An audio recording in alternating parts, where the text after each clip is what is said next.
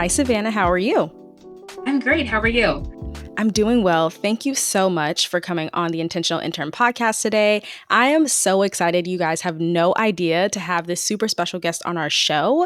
I'll let her introduce herself so she can go ahead and have the honor of doing that and talking about how amazing she is and what we'll discuss today. Oh, well, thank you so much, Amaya. My name is Savannah Campbell. I'm the owner and founder of a Caribbean inspired flavored syrup brand called Caribe Co. We're based in Warren, Rhode Island, and essentially we make a line of flavored simple syrups for everything from coffee to matcha, cocktails, and more. So simple, but you guys, it's so delicious. She's being very, very modest. But with that, I really would love if you could share with your audience, what inspired you to start your small business, soon to be big business, guys. Like it really is phenomenal. But really, what was the process before you started your business? How did you end up here? Yeah, wow. So this is a story. I've always been interested in food and in entrepreneurship as well. I got my bachelor's from Johnson and Wales University in Providence, Rhode Island, in 2019. So I've always known that I wanted to open a business, but I was a chef before, and I was a savory chef. So steakhouses, resorts. I've worked in every like savory aspect of the kitchen. So the fact that I'm now making simple syrups is like it's a very funny story. So basically I was working as a chef. It's a very, intensive industry. There's a lot of commitment and long hours required. So at the point in my career that I was at about 24 years old, I was starting to feel like burnt out, from a variety of different conditions. So I started kind of like little passion projects on the side, and I would be like, okay, I'm going to create something to get that spark back, the love that I have for food and drink that I've always had. So I started creating simple syrups at home because I was drinking a lot of coffee anyway, working long hours, and this was a way for me to create. So I first made the Jamaican coconut drop simple syrup because it's a treat that I grew up with, and I was like, I bet this would taste so good in matcha. And it's just kind of like how my creative brain works. And it just popped in my head one day. I shared the idea kind of like with a friend, like, oh, I started making these syrups. Like, this would be really cool to turn this into a business. And she then referred me to a food business incubator. Mm. So this is actually, the organization that helped me get my business off the ground, help with permits, with licensed kitchens, and really help turn like my idea and incubate that into a brand. That's so cool. I've never heard of like the incubator process or just Neither had I. It's new to me too. okay. That's really interesting. And it's cool. I've never had anybody from Rhode Island on the show. So this is already kind of something new. Were you born and raised there, or how did that come about for you? I'm actually not even from Rhode Island. I'm from South Jersey. But I've lived here, oh gosh, since like 2017, on and off. I went to school here. But I'm originally from South Jersey, like right outside of Philly. Mm, I came up here for college. I love Rhode Island. It's very close to New York, to Boston, to beaches, to mountains. That's what everyone around here says. So it's a beautiful place to live. It grew on me, and I stuck around. awesome. I Yeah. have so many questions about Rhode Island, but I will save that for another time. But let's talk a little bit more about your business and how you have expanded that now. So from one syrup to where you are now. I know I followed a little bit with your journey and from you going to farmers markets to talking about where you are now, sharing a little bit more about how did you know, like what was the moment for you where this was like this brand is something so much bigger than I could have imagined and you were finding your way forward with that. Yeah, so it was actually pretty recently. I started my business in September of 2022. And like you said, I was going to farmers market. So anywhere between like 5 and 7 per week, depending on, the time of year it was. So like, of course, summer is peak season. So sometimes I would go to, a farmer's market Wednesday, Thursday, Friday morning, Friday night, Saturday morning, Saturday night, and then Sunday. I was grinding. Okay. I was out here grinding, trying to, get feedback and find my audience and find my footing and just learn more about my business. I did that for the first 2 years of my business. Last year, there was this big push for shopping small, and there were so many creators online that were spotlighting Black owned businesses. And there were a number of large creators that found my brand somehow. Their For You page was working overtime, and they found my brand and they decided to share it with their audiences. And that was my first like real viral moment, I would say. Um, and that was November of last year. So over 2 years into starting my business. And that's when I started trailing off from doing farmers market. So I didn't have to um, go as hard in that respect. I had to go hard in a different respect where it's like, okay, at that point I was making all of my products myself, oftentimes by myself, you know. So I was like, okay, I have to hire somebody to make my products. I have to, you know, get the funding to scale this business, and I have to go hard in other aspects now. But that was really the turning point for us, like late fall last year. That's amazing. And I can remember some of the videos that I've watched where I'm like, oh, I know that brand. And it wasn't your page. I was like, tea. Well, in this case, for coffee and everything else, but Yes. tea. And I'm sure it was very surreal for you of just getting to see the fruits of your labor literally and like seeing what that was like for other people to enjoy it. Nonetheless, promoting it with their audiences is something that they should come across. I know for me, when I got a taste of your passion fruit syrup, I was in love as a passion fruit girly. But getting to hear a little bit more about just how you basically came about and saying, like, oh, this is something serious right now. Like, I have to go hard in all of these different areas. What are some things when it comes to like a brand that you have? What are some things that really surprised you as you started going after being in a business that was scaling super fast and probably doubling from maybe a year over year return? So a great piece of advice that I got was, you know, as you're scaling and as you're growing your business, that everyone will not be your customer.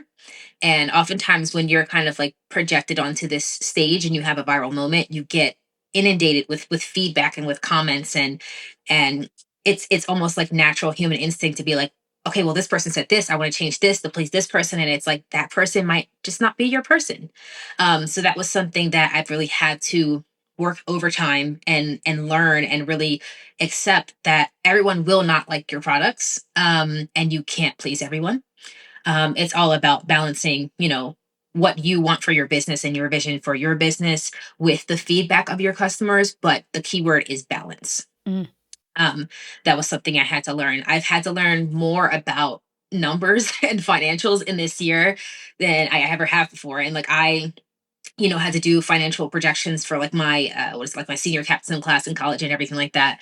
And nothing compared to this year when, you know, I'm talking about I did several competitions, pitch competitions. So it's like they want projections and like how much will this increase your sales and like how much can you lower your costs and what do your margins look like? And I'm just like, oh my gosh, so many numbers. So that is another thing that I was like, okay, I have to get these things, you know, under wraps as I'm scaling, because if you scale quickly with a lot of mistakes, those mistakes are only going to, you know, get exacerbated. So those are two things that I really had to pay attention to this year and really had to learn.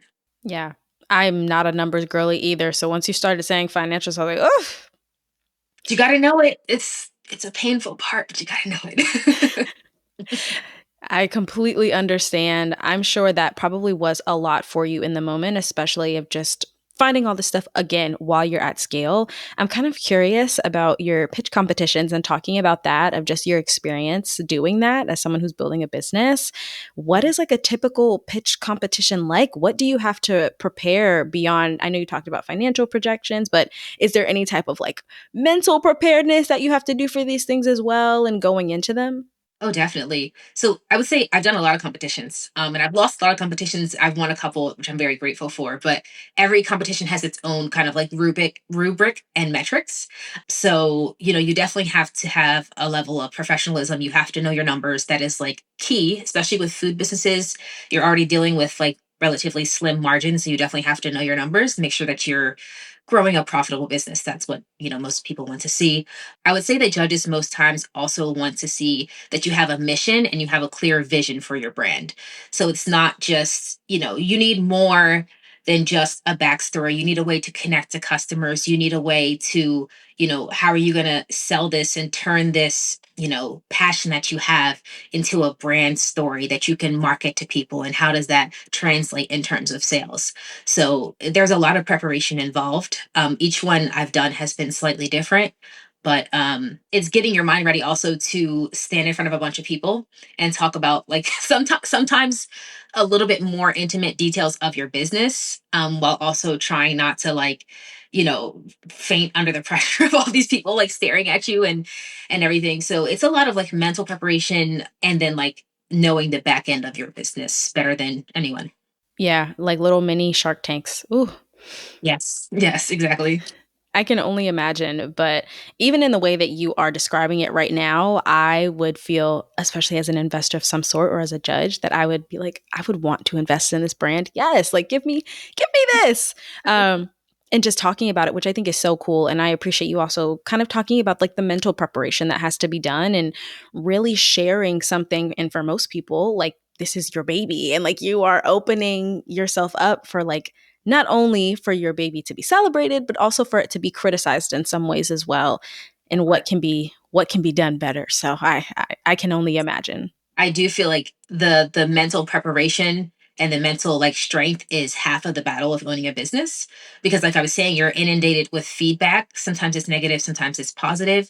You're on an emotional roller coaster every single day. It's like, you know, oh, I had a video go viral. Oh, like my shipment is going to be late. Oh, this is great, and then this goes wrong, and it's like that every single day.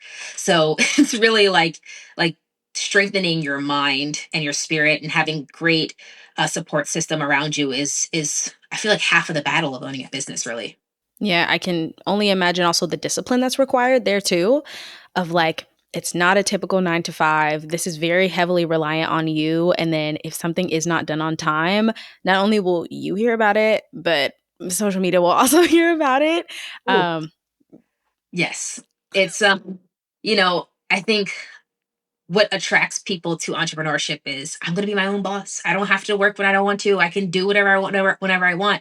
And it's like realistically, your customers, they turn into your boss.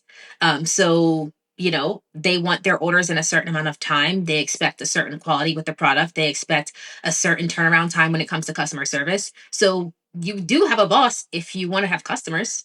You're going to listen to your customers and they're going to guide your decision making to a certain extent. So it's not all about just willy-nilly doing whatever you want whenever you want. It requires so much discipline and balance and a lot of navigating a lot of complex issues and emotions, and it's not all fun and games, but it is incredibly rewarding. Yeah, not all sunshine and rainbows, but definitely Yes. teaches you a lot. And I'm curious, honestly, if you were to start, let's say if you were all the way at the beginning and starting over and just this being a thought and being like, you know what, I think this syrup is pretty good. Look, let me see what else I could do with this. What are some things that you would have done differently, whether that is from, you know, a business standpoint, but even from like a mental or emotional standpoint as well? Yeah. Whew. I'm happy with my journey and it's taught me a lot, but there are some things that I would do differently. For example, you know, the numbers, and specifically you know, my products are in the CPG category, so it's consumer packaged goods. You know, it's a special space to navigate.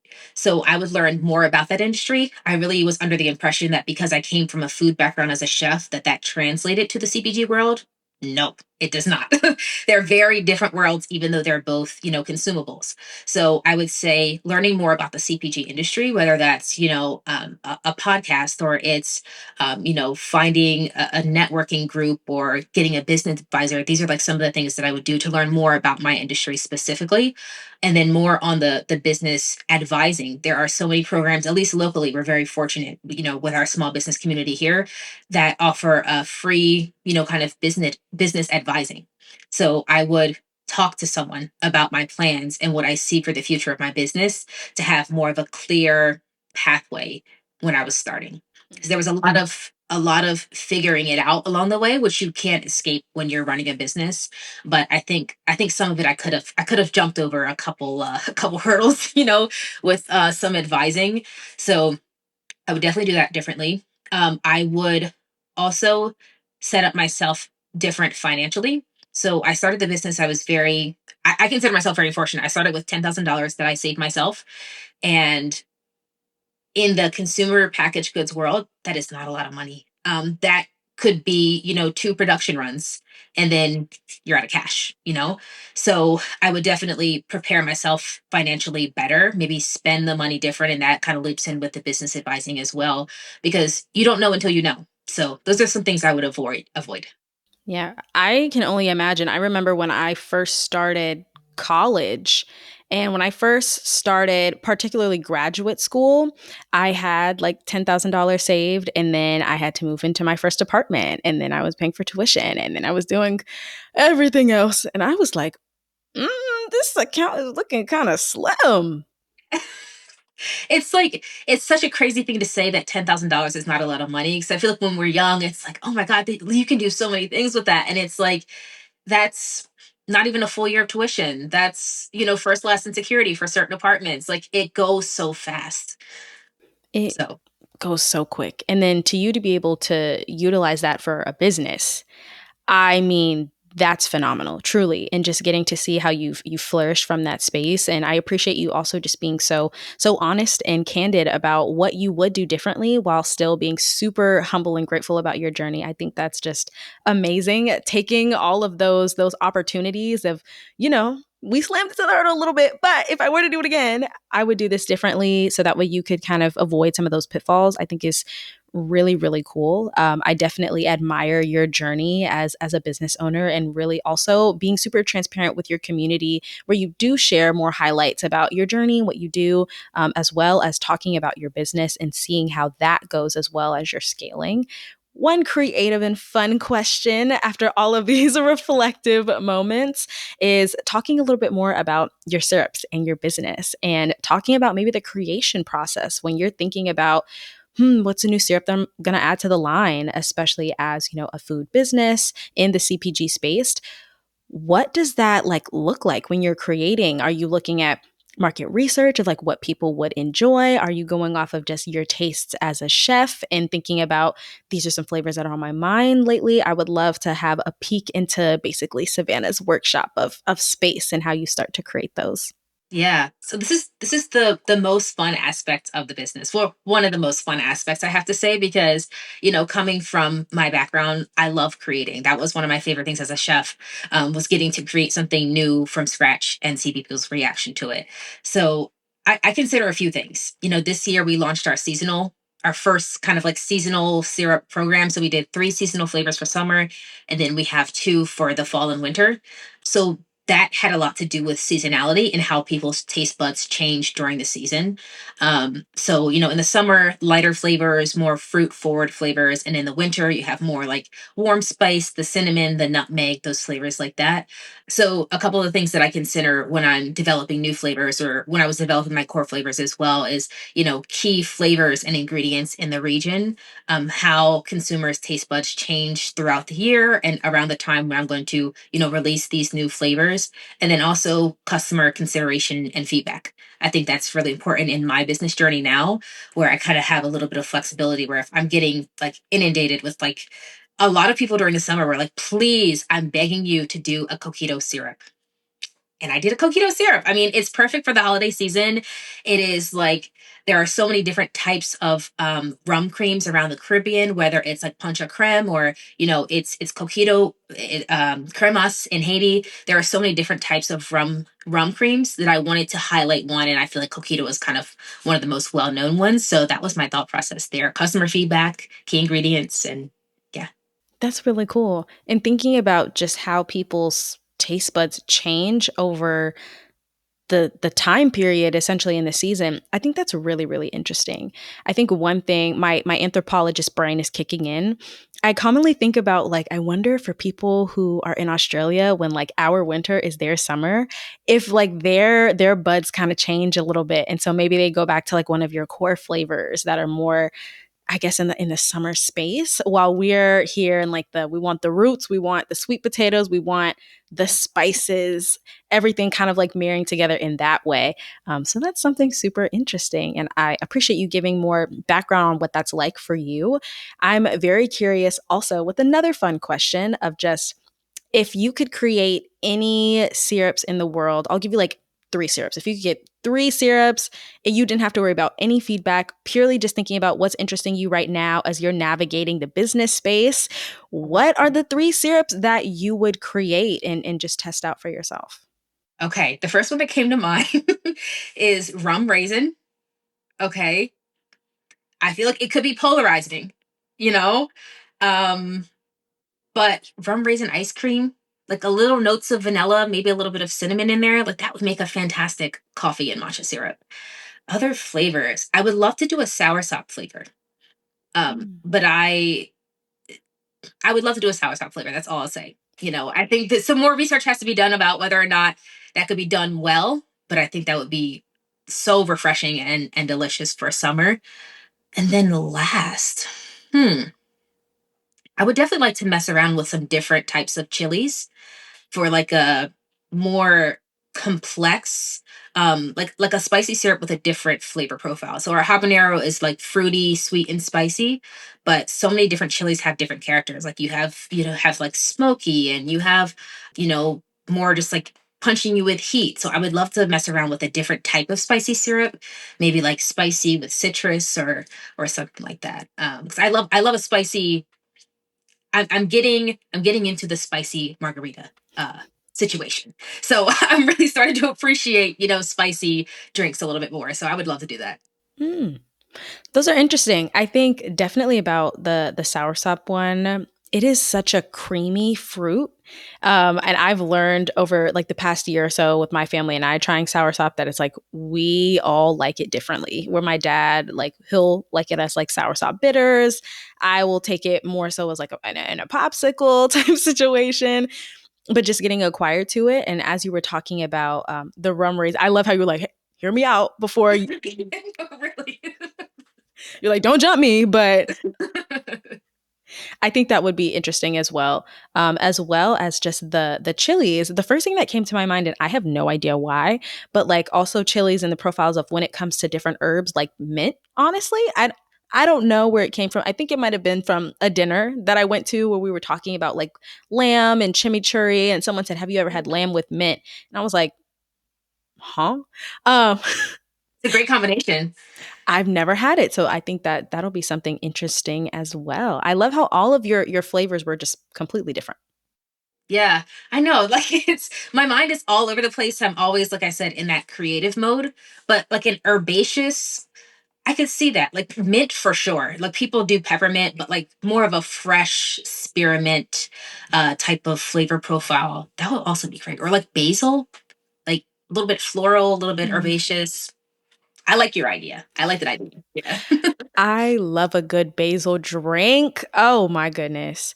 Besides passion fruit being one of my faves out there and making passion fruit lemonade whenever I can, there is this restaurant here in Atlanta that serves a blueberry basil lemonade, and I just 10 out of 10 experience. I feel that I had was it mint or basil? I think it was mint. It was one of the two in lemonade though. And there were like the little pieces in it. And I was like, oh, you did something here. You did something here. So yeah. Yeah, someone cooked with this. And I think it's a perfect segue also into we've talked about three syrups. Now let's talk about three drinks. Now, if y'all don't know already, she already does talk about amazing drinks that you can make with her syrups if you just go and check on her socials, which we'll make sure to drop down in the show notes as well. But literally, I saw something the other day of you making like a flan type drink, and like you're always having all of these different concoctions, especially with your syrups or just testing things out. I'm very curious if there have been any drinks that you're enjoying or any drinks that you're looking forward to kind of ideating into fruition for yourself. Hmm. Okay. This is very basic. I'm going to start with this one. Because you would think that, like, I have a simple syrup brand, I have all these great flavors. I love a vanilla latte, just a plain vanilla latte. I mean, what can I say? With of course our Mexican vanilla bean syrup, it has character to it. It has kind of like some of those warm spice notes. So it's a little bit more interesting than your typical vanilla syrup. I will say that. But a great vanilla latte. Also, matcha sodas or matcha lemonades. So like matcha in like a slightly more refreshing, platform than a matcha latte, even though I do love a matcha latte, but I really got into those passion fruit matcha lemonade or passion fruit matcha soda. I'm with you on the passion fruit. Like a lot of people are wishing for it to come back, and it's like summer hopefully will be here soon because it won't be back until summer. But I was crushing those this summer, and then I've been really into the mocktail game. Mm, So kind of like I was saying about the spicy syrups before, I've been doing some just really spicy margarita mocktails. And sometimes I even just like crush up like a fresh habanero pepper in there or like a scotch bonnet pepper if I have it in there, and I'll make like a whole quart and I'll just shake it with the pepper in there and let it set. And then maybe let it set for like 2 days and I come back and I'm like, why did I make it that spicy? Maybe I went a little bit overboard, but like sometimes I'm like, I want that like punch. whoa. Okay, you just kind of blew my mind because I'm a mocktail girly, so that might have to be done. Yes. And like the spice kind of like makes you feel like you're drinking alcohol, gives you that like warmth in your chest. But, for like a chill night in when you don't want to do anything too crazy, I love a spicy mocktail. Yeah, it adds the spice to the night when you're already chilling. Definitely, yes. Which I can go for that. One thing I wanted to point out that you shared that I just really loved how you described your syrup was talking about how your syrup has character. I've Mhm. never heard of a syrup having any type of description like that, but I'm into it. I love it. You know how people talk about perfumes having all these different notes and, XYZ, and Yes. talking about syrups having like, flavor profiles, but I really like, oh, our syrups have character in the forms of, Yes, yes. This is what happens when you have like a chef crafted brand. So it's like, in my past life, it's like when I would create a dish in restaurants, it's like, okay, now you have to describe it in detail so that the servers can go sell it to the guests. So like, oh, it's aromatic, it's herbaceous, it's floral, it's garlicky, it's X, Y, and Z. So like I wanted to have that same depth and character and personality with my syrups because that's just who I am when I create something. mm, So yeah. your syrups have a story. Yes, that was the whole mission behind the brand. So I'm glad you see that. For sure. I think you really talk about it well, and you articulate also just the flavors of each syrup well. Like it's almost like you just know them off the back of your hand of like, these are like your little children. Like, "Oh, I know. I know how to describe this one. Trust." That's exactly how it described them. Just 11 little children running around with their own personalities. And let's lean into that a bit and talk about your personality too. Of course, the maker behind the brand really drives the rest of the personality, which we can clearly see yours shining through in how vivacious all of these different syrups are, and notably how you talk about them as well. And so I would love to know a little bit more about where do you feel like you get your personality from, your mindset from? How did it all Hmm, come to play? that's a great question. I've never been asked that question before. Where do I get my personality from? I was very shy.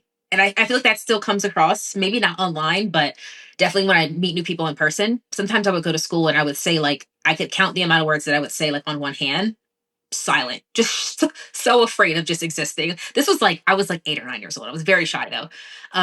So maybe it comes from like being so shy when I was younger that I finally feel like I can open up and be myself, and then also a level of like accepting myself and loving myself for who I am, especially when you're putting yourself out there in front of so many people. It's like you have to have a backbone in you.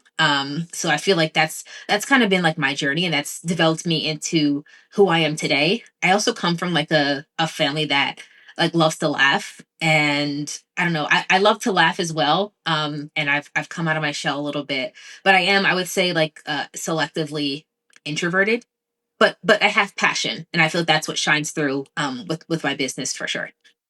It does. It does. It Yeah. takes all of those characters, I think, and puts them into syrups. Like I don't think I've ever been able to really picture a business owner in a bottle. And like that's what I'm getting right now of like I see it. I see it. You're making me want to like give my syrups like actual like people names. You keep saying character, and I'm like, what would her name? What would the sorrel and ginger? What would her name be?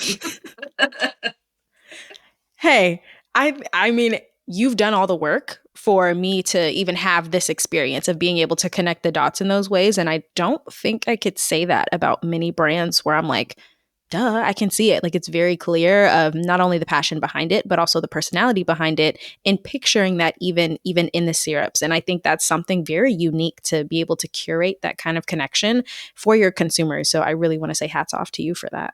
Thank you so much. And I love that you said curate because this growing this brand has been a journey. In the beginning, I've always known that I wanted to like tell stories and, to share the history and culture of the Caribbean with my brand. But allowing that to translate into a physical product, it involves your packaging, your color palette. It involves so much more that the brand has really evolved and I've really, tweaked it so that it all reflects, the story, the packaging, and it all just like um comes together. So I appreciate you taking note of that.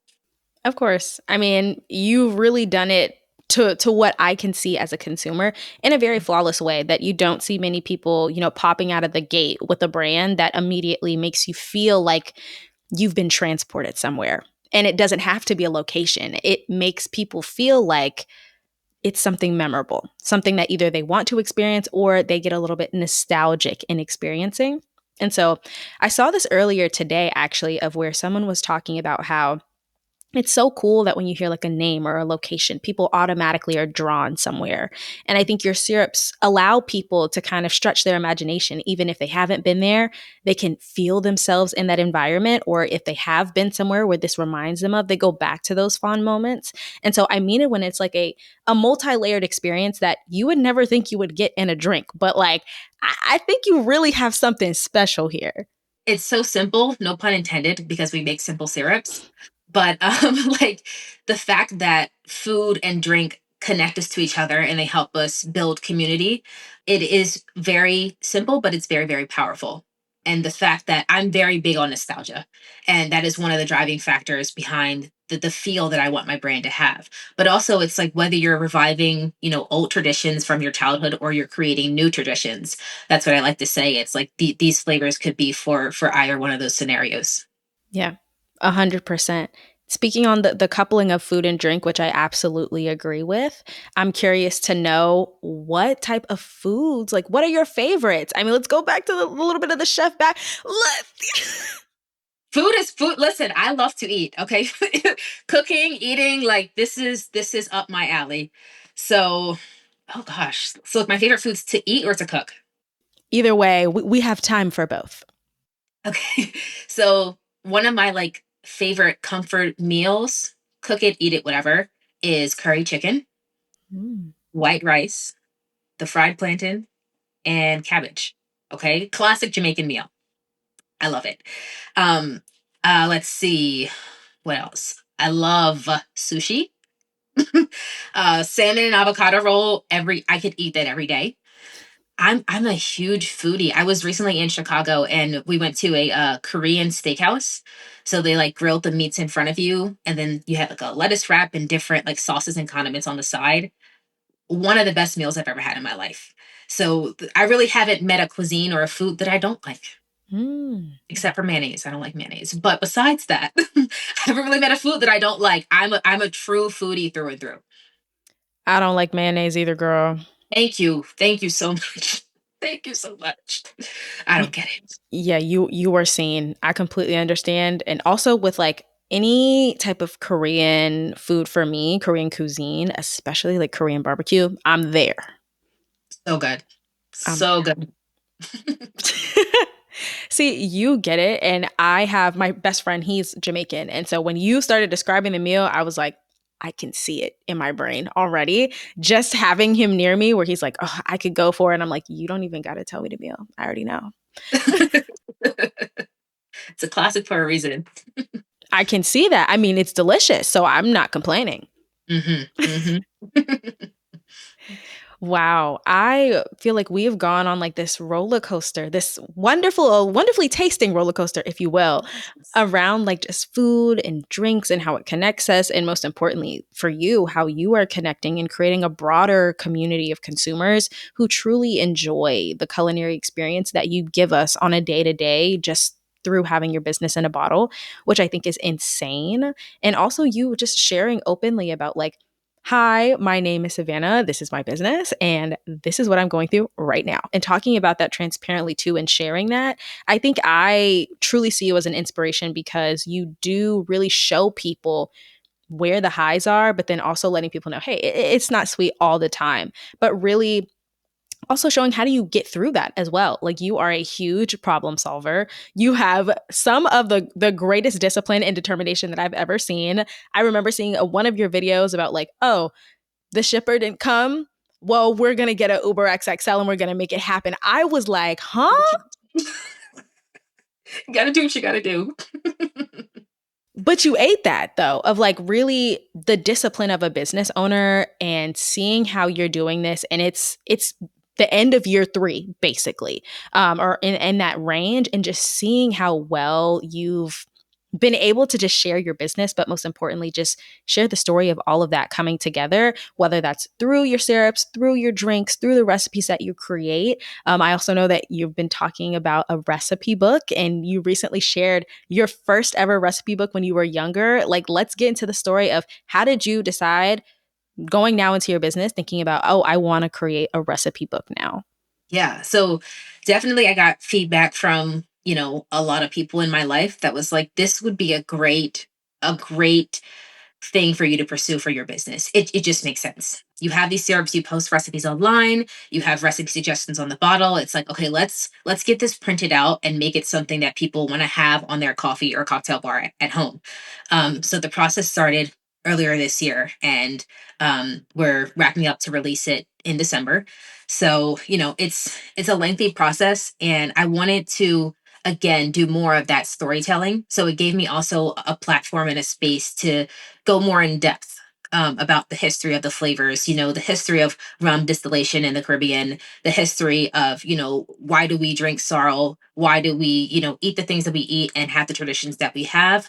Why are these ingredients important to us? So it gave me the platform to do that while also like mixing in like modern drink creation. So like matchas and coffees and as well as like some traditional Caribbean drinks, so like iconic Caribbean drinks as well. So it just it was just fun. Honestly, it was just fun to create and to learn and to continue sharing, Caribbean culture through my brand. I'm so excited for it. And it's coming around the holidays. I personally love mocktails and I will be purchasing this book. I feel like it's a must, it's a need, especially for all the great syrups that you have. I'm curious for any consumers, any candidates wanting to be potential consumers of your brand, what would you suggest people starting out with? Whew. It's all so personal. And I also feel like, are you a mocktail cocktail person? Are you like doing it for coffee or matcha? If you are doing coffee matcha, I would definitely say the Mexican vanilla bean. It's just like it's so just universally loved. Vanilla is just a great starting point. I would say if you're doing cocktails or mocktails, I would say the sorrel and ginger. So many cultures, consume hibiscus in different forms, and it's so versatile from like seltzer to tea to cocktails, mocktails, lemonades, things like that. So those would be my two starting points, and they also happen to be two of my best sellers. So The people have spoken. they have spoken. I love it. Thank you so much, Savannah, really for just walking us through what it's like to really, one, start a business, two, building that business and scaling it, but most importantly, how are you building it moving forward and how you create and how you curate. I have one last question for you, of course, which is going to be around if there were any other business owners out there kind of in a similar space as you, what is some advice that you would give them?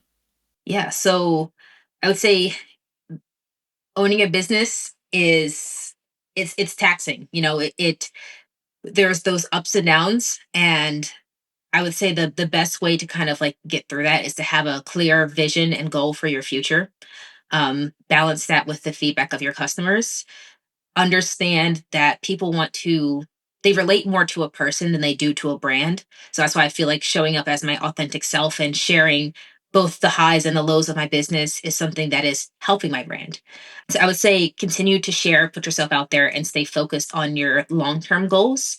Of course, build up that support system around you, whether it's advisors, it's friends, it's family, someone that you can confide in, because there are going to be some tough moments that you need help navigating.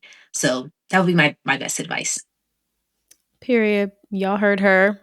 Keep that advice in mind. Again, thank you so much for coming on the show. I'm so thankful that you came to just share a little bit more and share a lot about your experience and getting a lot of us thinking for those wanting to be in that their business era. Tell us about some ways that we can support you. Yes. So my website is caribeandco.com. I'm also on TikTok and Instagram at Caribe and Co. And we're also on Amazon, TikTok Shop, and we sell in some retailers as well from Boston down to Virginia. So go shop, y'all. Go shop. Quickly, tell me what your favorite syrup is. Leave it down after you listen to the episode. Once again, Savannah, thank you so much. Yes. Thank you for having me.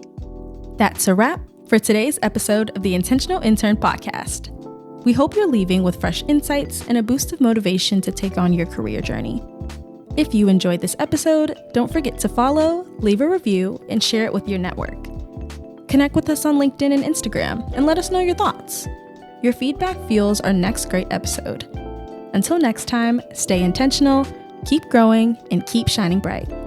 See you in the next episode.